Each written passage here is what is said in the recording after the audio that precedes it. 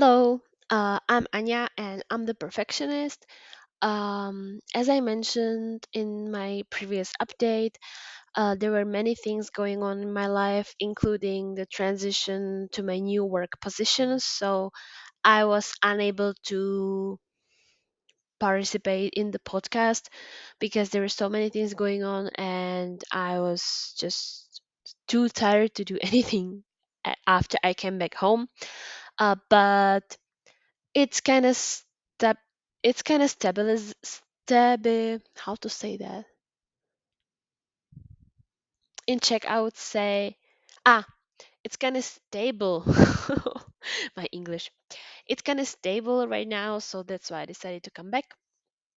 um this is the first time ever I don't have this English episode prepared, so I'm just going to be randomly talking here and hopefully I say everything I wanted to say in the Czech version as well. So let's go.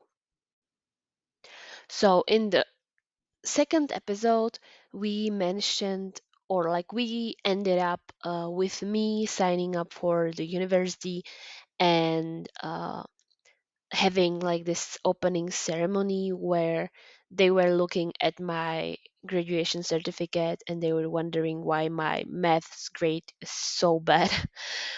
The transition to university is not easy because, like, at high school, the teachers are caring and they are like, I'm not saying that the university teachers will not be willing to help, but you have to be more like by yourself and take care of yourself. And of course, the teachers will help you, but it's like you are by yourself right now.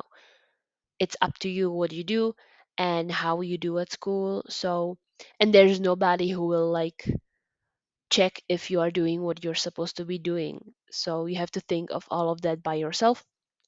So this is uh one of the main things which shocked me. Not that I would like expect my university professors to be taking care of me, but it was just a shock because I needed to find a system, and I also don't handle changes that well, so I needed some time to get used to it and find a system which would work for me, especially with learning all those characters and stuff. Some of you may not know. I'm not sure if I mentioned that in previous episode. I majored in Chinese. Majored, not measured. Oh my god, I can't speak. I majored in Chinese, and uh, this language is super difficult and is also considered to be one of the 10 hardest languages of the world. And the characters, like, there's so many characters, and really looking back, I don't know how I was able to put all of them in my head. Like, of course, I don't know all of them, but really, all those that I needed to know, how I was supposed to learn them and how I managed to learn them, because there were so many different characters, and it was just so many new things. So our first year was, we got like a big, how to say that, like a complex exam where you have four parts for the first semester and three parts for the second semester, and these are connected.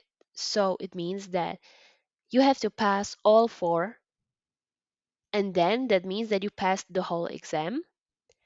And after you pass this, you then can go for other exams, which will be like not written, but you'll just speak with the teacher. Uh, and these scores were pretty high. For Chinese phonetics, we got 95 points out of 100. And for other three, like grammar, characters, and also something else, like some vocabulary or something, we got 85 out of 100, which doesn't leave you many like space for mistakes. And uh, with the scores being set this high, as I mentioned before, it was difficult in the beginning, but then I got used to it.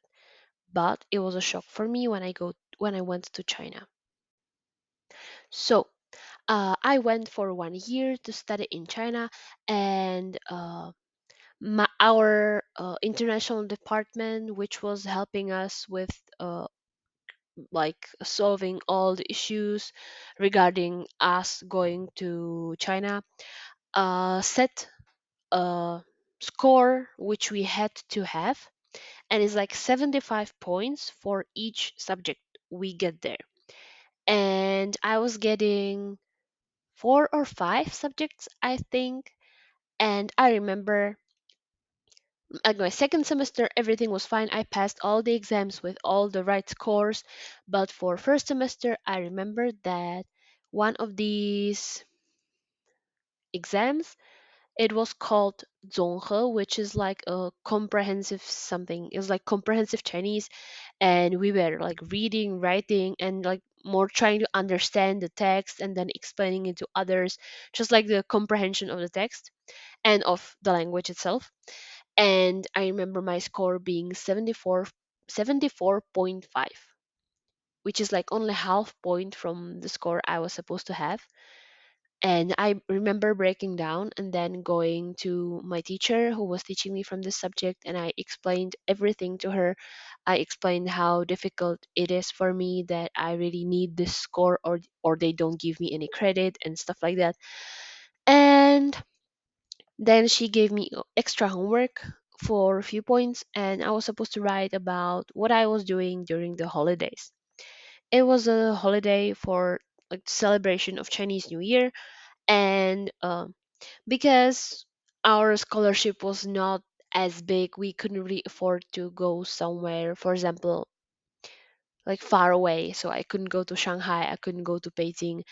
Um, I was traveling like around the city I was living in, and most of the time I was spending in the campus with my friends, just trying to do some activities to just not get super bored. So, uh, yeah, our scholarship was not really big, and I kind of forgot what I wanted to say. Yeah, so I was talking about the homework during the holidays, and then I got lost. So I finished the homework. I got a few extra points which I was supposed to get, and then in the end everything was fine. But the teacher in the beginning, like, she didn't understand that we needed a higher score, because in China, and like, I'm not really sure if I said this in the Czech version, but whatever. This is my first ever English episode which is not prepared. Usually I prepare them, that I translate the Czech one into English and then I record it, but whatever. So she was surprised because in China the score for passing exam is 60 points. And coming from a university where the minimum scores were 75, but for most exams we got 85 or more. This was crazy. Like, it was really, really difficult, because even though I knew that the score was so low, I still had to try. Basically, I still had to do exactly the same how I was doing in my home university, so then I could like pass the exams. After returning from China, I remember starting third year classes, because I studied for 2 years, and then for the third one, I went to China. So, if I count all the years, I was fourth year, but I was studying subjects of third year.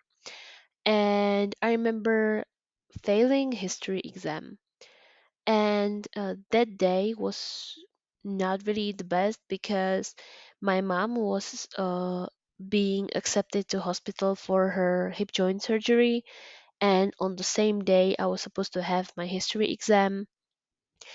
And I remember that I was super nervous, and I was like repeating everything. I was like trying to memorize everything.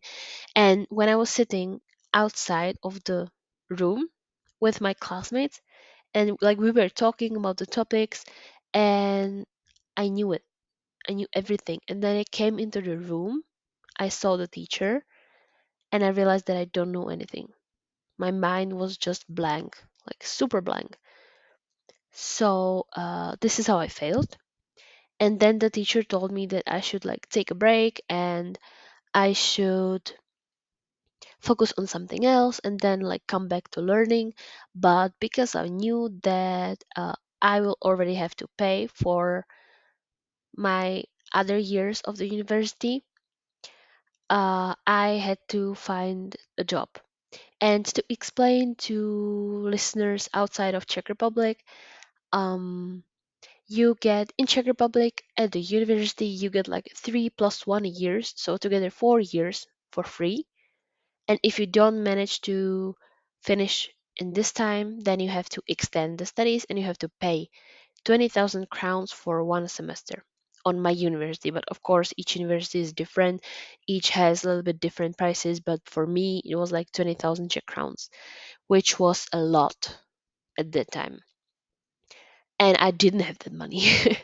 So I started working in the library, and during the summer I was just like working in the library and doing the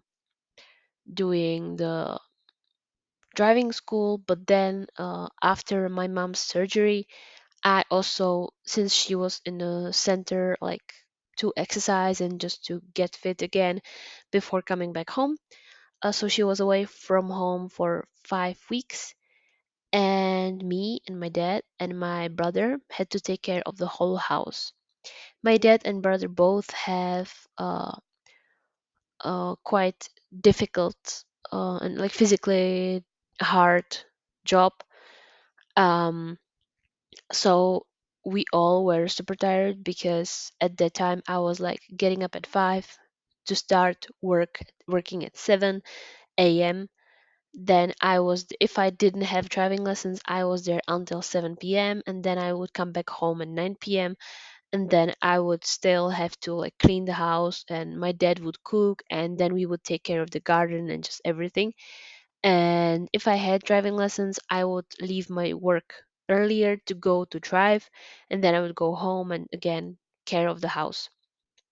And I was doing this for few months in a row, so I was sleeping, basically I was not sleeping.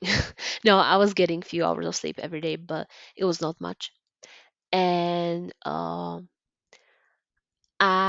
because I knew that I didn't have the money, I was super hard on myself.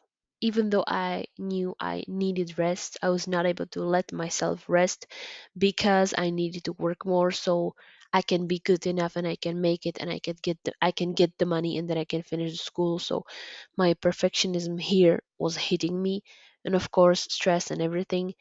Um, so I was quite close to burnout. And I remember in the end of my university, I even found a therapist and I was attending a therapy. And actually, that was one of the things which helped me finish school because she helped me. I was getting like super overwhelmed. I was getting panic attacks and everything. And she was helping me like stay on the ground and she was helping me organize all those things.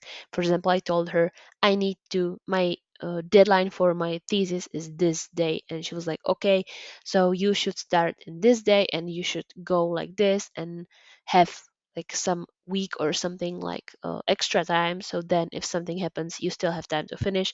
So she basically guided me through all of this. She helped me to like organize my time better, and she was one of the reasons why I also managed to finish and I didn't quit. And after I finished, and I remember finishing exactly on 11th of June 2019, and then I got like 2 weeks to move to Prague and start a new job. And that was also like super stressful, and it was actually the first step which I made, like a big step that uh, my family would not never like go so far away, even though Prague is really not really far away from my hometown. It's a few hours by train, but um, at that time it seemed like super far away, and I was gonna be there completely alone. So then I made like this extra step to go there alone, find apartment alone, and just work there and live there alone. And I'm gonna tell you more about this in next episode. Uh, my first job I ever got was also quite a big influence on my perfectionism. And well, actually, it was not really big influence on perfectionism, but it was making the almost like burnout I already got even bigger and even deeper. So it was also like a difficult time of my life, and I think that this podcast will later become about overcoming different and difficult times of my life. And it would not have to be perfectionism itself, but after I finish explaining my journey, let's just go and talk about the hardships and everything what comes up in life. I know that many people will probably relate to this as well, like not only the perfectionism but also all the hardships and everything. So we can talk about that as well. Okay, so I hope you didn't fall asleep with my monotonous voice. Um, See you with next episode. Sadly, I'm not really sure if I can promise you coming back each week, but at least what I can tell you is that I'll make sure that English episodes come on Thursday. So, uh, it might not be each Thursday, but it will definitely be Thursday. This day is set for English episodes, so it will definitely stay like that. I don't want to change it. So, and I don't want to make like a mess if somebody is already used to that. I just don't want to make a mess. So, yep, this is it for today. Have a nice day and see you in next episode. Bye.